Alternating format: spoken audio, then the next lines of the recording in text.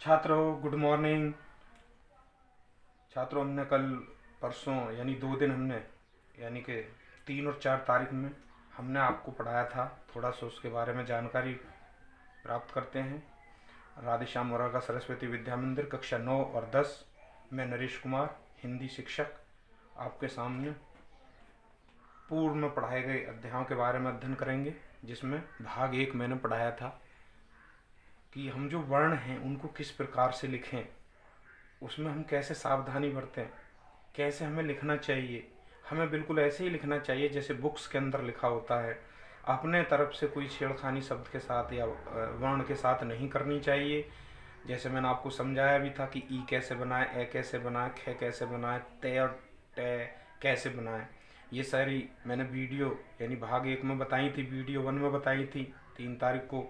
और 4 तारीख में मैंने इससे आगे आपको पढ़ाया था ये कि जो मात्राएं हैं उनका हम कैसे लगाएं। शब्द हम गलत लिख देते हैं, हमें मात्राओं का पता नहीं होता कि मात्राएं किस प्रकार से लगानी चाहिए, कौन सी मात्रा कैसे लगेगी। ये मैंने थोड़ा सा बताया था। आ का डंडा कैसे लगता है, छोटी की मात्रा में समय कम, बड़ी की मात्रा में समय ज़्यादा लगाकर शब्द भी बनवाए थे। छोटा ऊ, बड़ा ऊ, छोटा ऊ में समय कम, बड़ा ऊ में समय ज़्यादा लगाकर ये मैंने कुछ शब्द भी लिखे थे। और मैंने अपेक्षा की है आपसे कि आप भी ये शब्द लिख रहे होंगे खूब शब्द बनाकर अपनी कॉपी के अंदर, तो ये ज़रूर करें।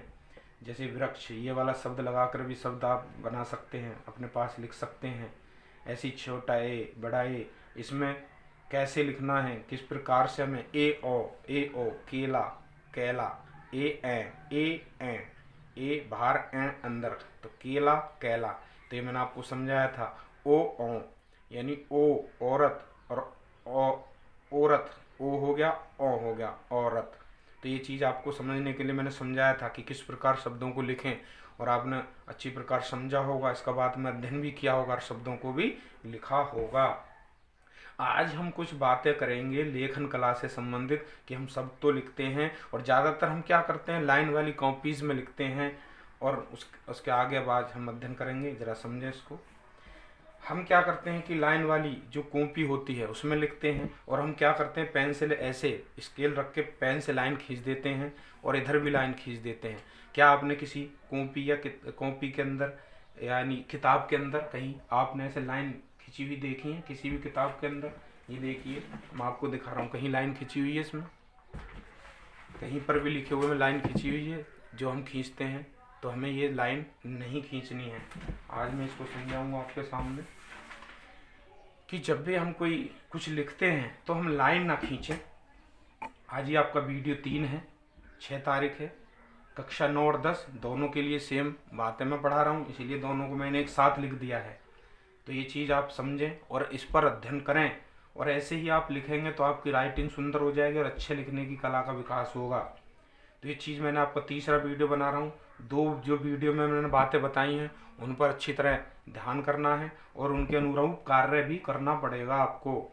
तो ये कार्य करें, अभी रफ कॉपी में ही लिखते रहें। ये जो मैं लिखा रहा हूँ आपको, चाहे वो कक्षा 9-10 के बच्चे हों या 11-12 के हों, अभी रफ कॉपी में लिखें, जिससे कि स्कूल खुलने पर और आप फिर दोबारा लिखेंगे, तिबारा लिखेंगे, जिससे लिखने से आपका लेखन कला का विकास भी होगा। दूसरा, आपको वो सारी चीज़ें याद भी हो जाएंगी। लिखने का मेन तात्पर्य यही है कि हम लिखने से हमारे लेखन कला का विकास होता है और लिखने से हमें याद भी होते हैं, इसलिए महत्वपूर्ण है। इसको हम लिख कर देखें, बार बार लिखें। मैं आज भी लिखता हूँ, 1-2 पेज अवश्य लिखता हूँ, क्योंकि लिखना चाहिए, जिससे हमारी राइटिंग भी अच्छी होती है।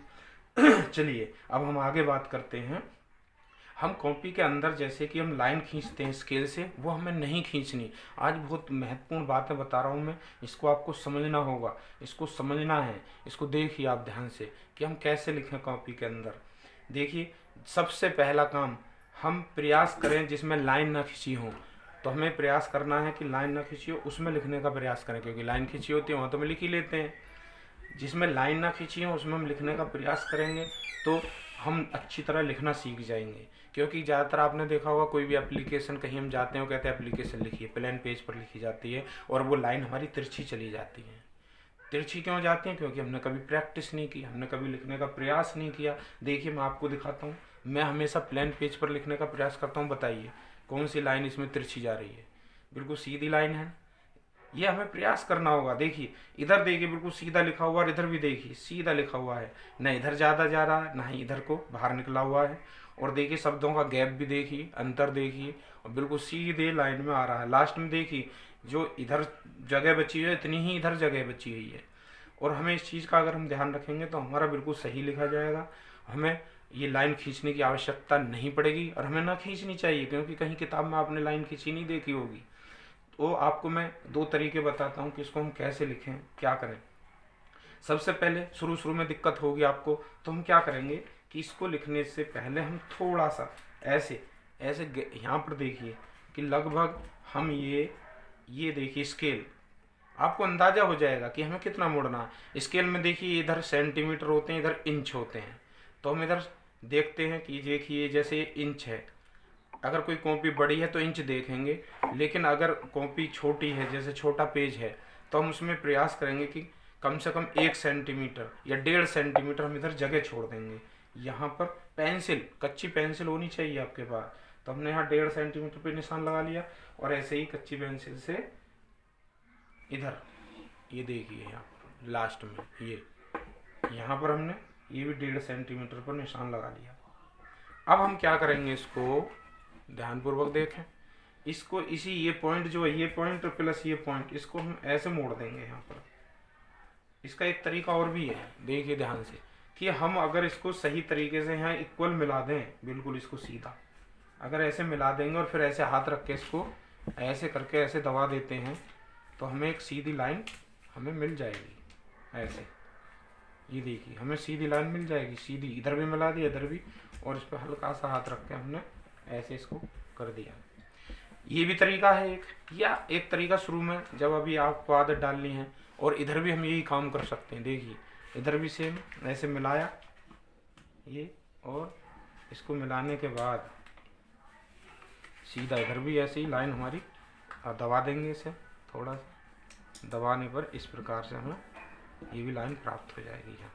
और इधर भी अभी देखिए दोनों तरफ हमें ऐसा प्राप्त हो गया है, दोनों तरफ ये लाइन खिंच गई अपने आप।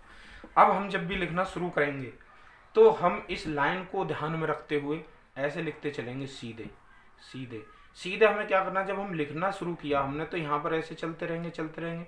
अब जब दूसरी हम लाइन लिखते हैं तो दूसरी लाइन ऊपर वाली को देखते हुए, कहीं भी जब हमें लग रहा कोई शब्द थोड़ा ऊपर जा रहा नीचे, तो वहीं शब्द से हम ध्यान देते हुए अपने आप मोड़ देंगे। अगला शब्द हमें, यानी अगला वर्ण हमें ऊपर को लिखना है या सीधे लाइन में हमें लाने के लिए ये चीज़ ध्यान रखनी पड़ेगी। इसी प्रकार मैंने लिखा है, देखिए मैं ऐसे ही लिखता हूँ।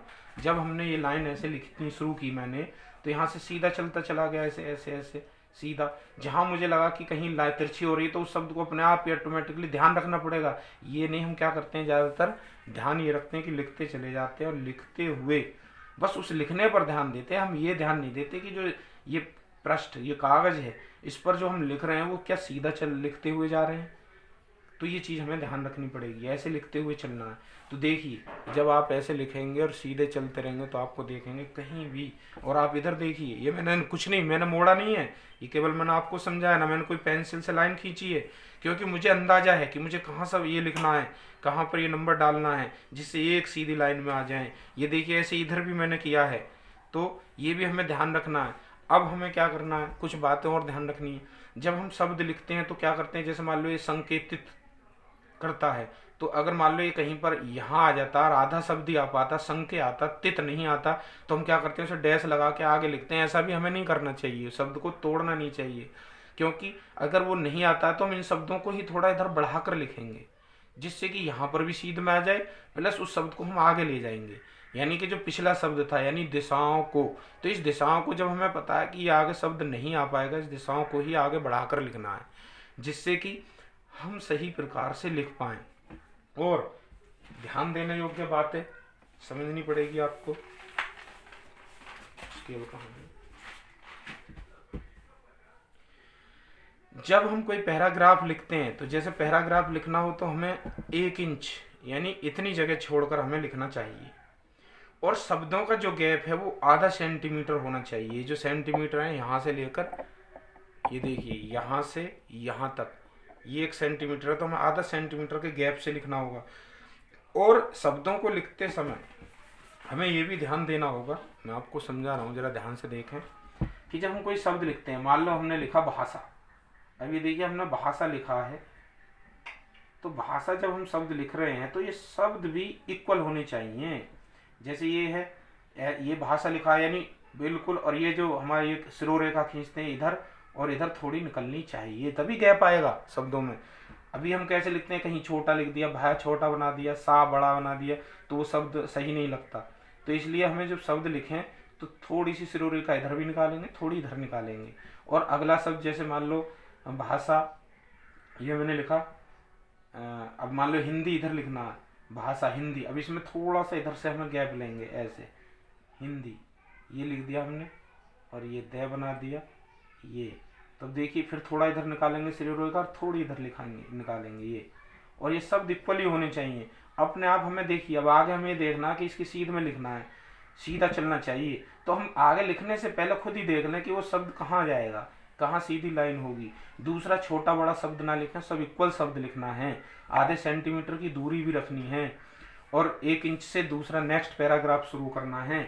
इधर भी सीधा आना चाहिए और इधर भी इससे बाहर ना जाए, जो हमने लाइन खींची उससे इधर ना जाए बाहर, यानी अंदर ही आएगा, तो आपका लिखा हुआ एक बहुत ही सुंदर लगेगा, लिखा हुआ सुंदर दिखाई देगा, जैसे बुक्स के अंदर लिखा होता है। तो हमें प्रयास ये करना, जैसे बुक्स में लिखते हैं वैसे हम लिखें, इक्वल शब्द हों, छोटा बड़ा नहीं होना चाहिए, शिरोरेखा जरूर खींचनी चाहिए। बहुत से बच्चे लिखते हैं, जैसे मान लो ये हिंदी लिख दिया, ऐसे हिंदी लिखा, अब ऐसे कर देते हैं, भाषा लिखा ऐसे कर देते हैं, ये लाइन ये शिरोरेखा नहीं खींचते, शिरोरेखा में पूरी खींचनी चाहिए।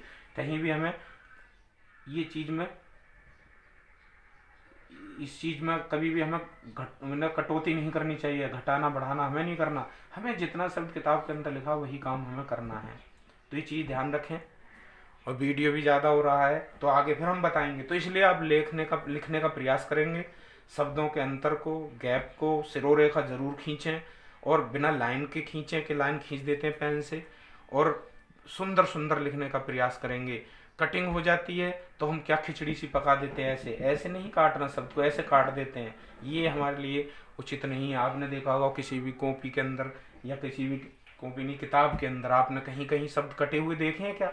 तो हमें ये प्रयास करना, जैसे बुक्स के अंदर लिखा है कहीं कोई कटा हुआ नहीं है, कोई शब्द गलत नहीं लिखना है, इसका हमें प्रयास करना है। अगर हम ऐसा प्रयास करेंगे तो हमारी राइटिंग सुंदर हो जाएगी। अब आप देखिए, मैंने दिखा रहा हूँ आपको, ये देखिए बिल्कुल सीधा चला हुआ है, इन शब्दों के बीच में गैप भी है, और सब इक्वल लिखे हुए हैं, कोई छोटा बड़ा नहीं है। ऐसा हमें प्रयास करना है।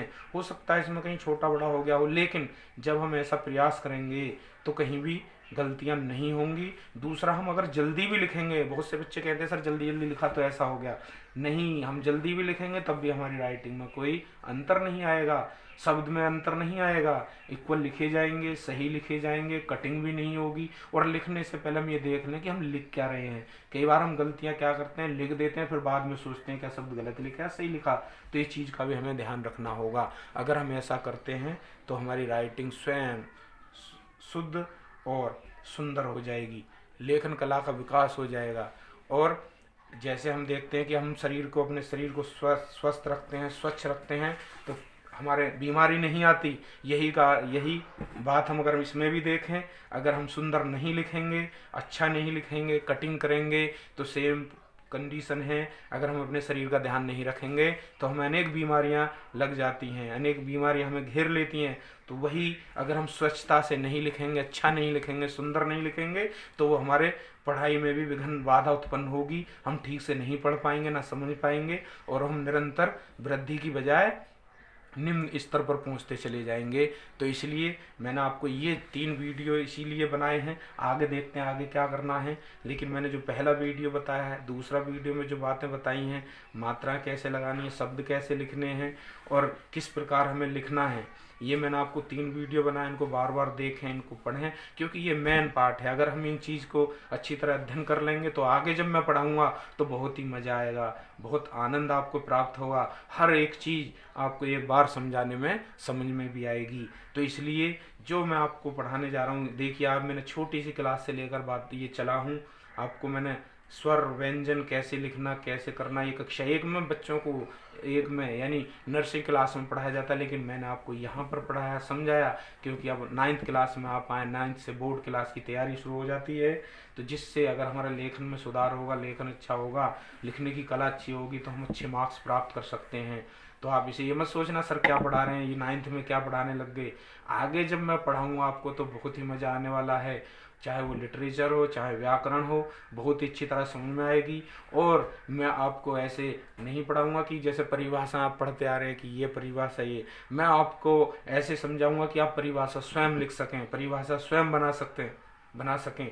ये आपका चिंतन स्तर आ चुका है, जिसमें आप समझेंगे, सोचेंगे, तब क्वेश्चन के आंसर स्वयं अपनी बुद्धि से, बल बुद्धि से लिखेंगे और अपना विकास भी करेंगे और दूसरों को भी समझा पाएंगे। इसलिए छात्रों, धन्यवाद, आपने ध्यान से सुना और मुझे पूर्ण विश्वास है कि आप इस चीज़ का अध्ययन करेंगे और इसको लिखेंगे भी और इसके अनुरूप कार्य को भी करेंगे। धन्यवाद छात्रों।